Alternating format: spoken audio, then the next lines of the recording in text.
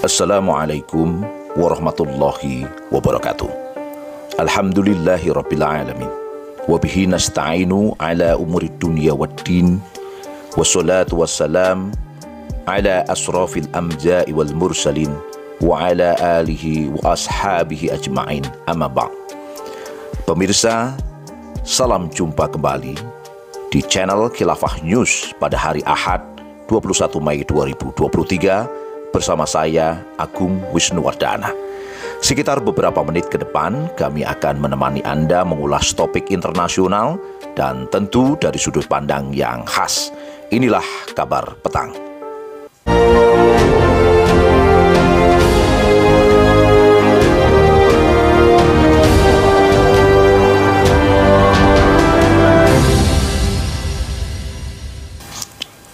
Saudara, perang Rusia dan Ukraina masih terus terjadi. Kemarin, sejumlah fakta baru muncul. Perang makin sengit di wilayah Bakhmut, di mana masing-masing pihak terus mengklaim kemenangan. Cina yang kini turun langsung menjadi semacam juru selamat Rusia-Ukraina, memberi peringatan ke Kiev dan Moskow. Di sisi lain, NATO juga disebut mulas, menyiapkan diri untuk siaga perang. G7 juga dilaporkan akan memberi sanksi berat terbaru kepada Rusia. Bagi pihak Rusia, menyingkirkan ancaman Ukraina kepada Rusia adalah sesuatu yang diperlukan bagi Putin untuk menikmati keamanan regional, terutama karena masalah tersebut terkait dengan perbatasan dan wilayah vitalnya.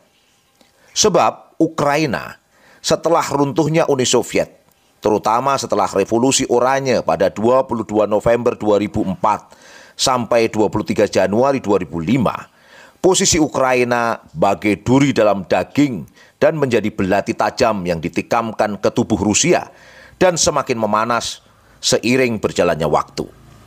Banyak pengamat yang mengungkap kebijakan Rusia terburu-buru dalam menginvasi Ukraina, dan ini bagian dari tujuan pribadi Putin dalam mimpi kejayaan SAR-nya yang membuncah pasca perebutan Crimea oleh Rusia dan setelah mengubah Chechnya dari musuh bebuyutan Moskow menjadi teman dekat.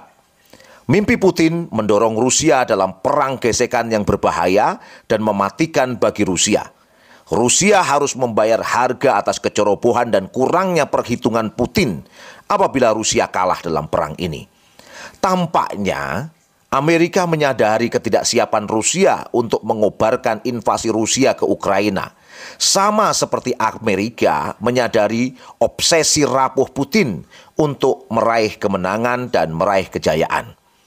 Oleh karena itu, Amerika memberinya lampu hijau bagi Putin untuk menyerang Ukraina supaya Rusia terperangkap dalam perang jangka panjang yang akan menyerap, menghabiskan, dan menyia-nyiakan keuangannya, baru kemudian memuaskannya dengan perdamaian yang memalukan dan menghinakan.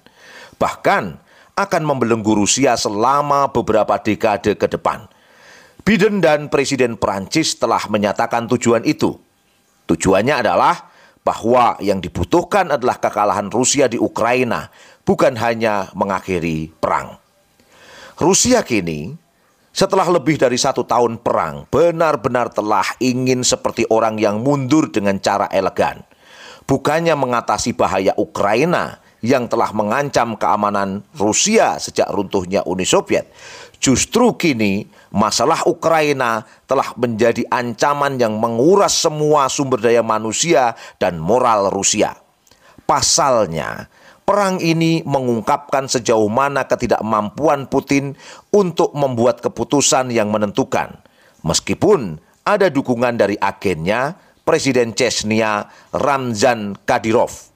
Dan meskipun dapat memanggil pasukan Wagner untuk berpartisipasi dalam perang lapangan.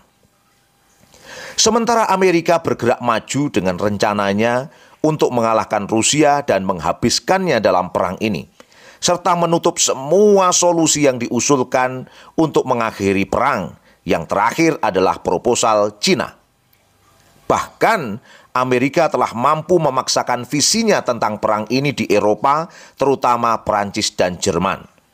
Amerika dan Eropa sekarang memblokir semua jalan dan mereka menggagalkan semua kemungkinan solusi untuk keluarnya Rusia tanpa kerugian besar dan strategis. Kemudian datanglah proyek Amerika untuk mempersenjatai Jepang dan mulai melibatkannya menjadi pendukung Ukraina, yaitu untuk memblokade Rusia dalam perang ini. Demikian itulah yang diungkapkan oleh Perdana Menteri Jepang Kishida kepada Ukraina hari Selasa 21 Maret 2023 yang lalu dengan menyatakan dukungan penuh untuk Ukraina dari 7 negara.